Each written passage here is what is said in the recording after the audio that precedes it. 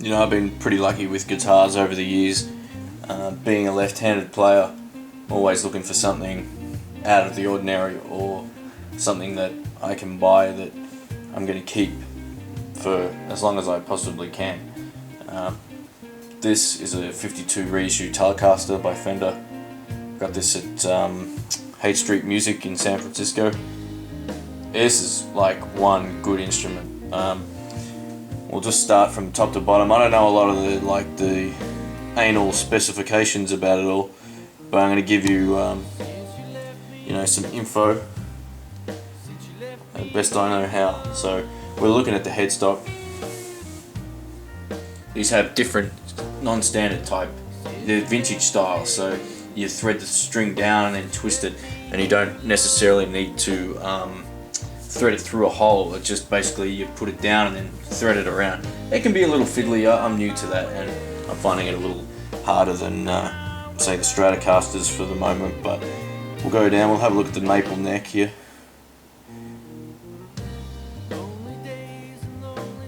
Alright. Now this guitar actually came with two separate, I don't even know what you call these, I guess they're called ashtrays or something. Basically, this one here is the one I preferred. Also comes with a different style one, I guess, because they did back in the day, and it also comes with like a metal cover to cover the, I don't know why you'd put that on. I don't think it would necessarily sound or make playing any easier. I think it would actually make it harder, but you know, it looks really cool. It looks really cool. You know, like all Tellys, you've got three-way switch, so you're either on your neck, both, or back. You got your volume and your tone. Now I had this modified. Basically, when the 52 Tele was released, the neck position, front position was really bassy, which was the idea. I had it pretty much removed, or switch that came with the guitar to make that mod was put in, and yeah, so it sounds more like a standard Telecaster now. This case was pretty cool too. It's, you know, it's a tweed case, very cool. Alright, this is my 50th anniversary deluxe Stratocaster by Fender. This is a great guitar. It's pretty much my main Strat. I had two others. Recently sold a Highway 1 Strat because basically I keep coming either back to this guitar or I keep going to my Mexican one. So, you know, the Highway was good. I liked it at the time. But this is my guitar of choice. Even though, like I said, I have no hesitations playing my Mexican. It plays just as well. I think it's just more the look of this, and the neck finish is great. Alright, you might notice, for those who know a little bit about these 50th anniversary deluxe Strats, that they're supposed to have an S1 switch right there. Basically that broke 2 or 3 times. Twice the button wouldn't even, like, it would just fall off, and then you couldn't put it back on. And the push, like they had not a push-pull, but a pop that you push in and it clips in, and then you push it and it pops back out. That broke twice, I think, so I ended up just having it wired like a regular Strat, and I don't regret it at all, really, because those, you know, the S1 switch really, to me, didn't add anything nice to the sound. It kind of made it a little bit quacky and weird. Basically, yeah, this has got the gold hardware too. I don't know if you'll see it, but it might look a bit silver. Oh no, there we go. Yeah, so it's got the gold hardware, Sumerian Cobalt noiseless pickups, and the coolest thing about this is it's a pleasure to tune. Let me flip this over. Locking tuners. These things are the best. Basically, you thread the string through like you would on a normal Strat, pull it tight, turn that one of these little brown things, lock it in, and then cut it off in half a turn and it's in tune. Best invention ever. The things cost a fortune. I'd love to get all my guitars with these on there. I am also thinking about changing the ones on my 52 to these, only because these are just so easy. But anyway, I bought this from Sindel Music in Melbourne, Australia, and I haven't had any other modifications done to it other than the switch, which I don't regret one little bit. This has just been a pleasure to play, and it's just getting better and better. And it also comes with a nice gold whammy bar thingy. I don't use these, but I keep it in there just in case. And you also get silica gel if you're feeling hungry. Oh, you're not supposed to eat it. Alright, well, you know, that's optional. Optional eating of the silica gel.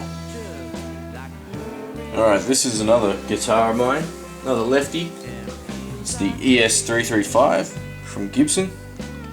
Got this about maybe three or so years ago now. I used to play Epiphone Dot 335 for many years, and they're a great guitar too. One day I had enough money to get the guitar I always wanted, and this was it. Only to never actually play it, only because I just couldn't get used to this one. For some reason it was a lot harder to play, and it felt like it was bending funny when I'd bend notes, and not that the guitar was bending, but the string bends were funky. And then I found out I had a faulty nut. It wasn't cut right, so that's why it was impossible to play. And since that little change up of putting that in, it now plays like it probably should have. ES335s, you know, you can play almost any sort of music on them.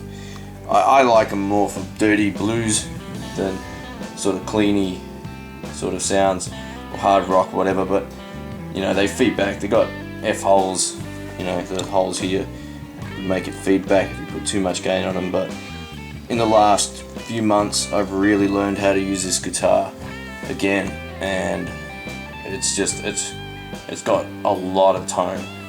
And you know, while I wouldn't reach for it all the time, if I'm doing a blues gig or even a three-piece thing where I want you know, just want to mix it up, or I want a fatter sound for a song, great for the blues stuff. Like I said, the slow blues, all that, they hold notes forever, and they're really quite cool. I still don't play it enough, but I'm working on that. This is my black Les Paul. This is actually an Epiphone, as you can see over here. Epiphone Les Paul standard. Let me tell you a little bit about this. I played in these things where I wake up in these moods and I want to buy a guitar.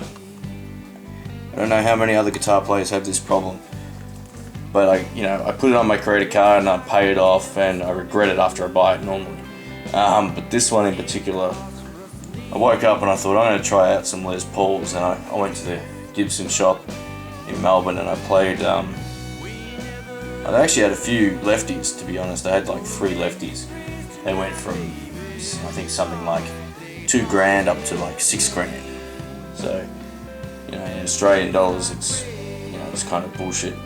So what we've got anyway, I picked this up and it played so much nicer than the Les Paul Studio I played, and the Les Paul Standard, and some like super expensive one that they had there too.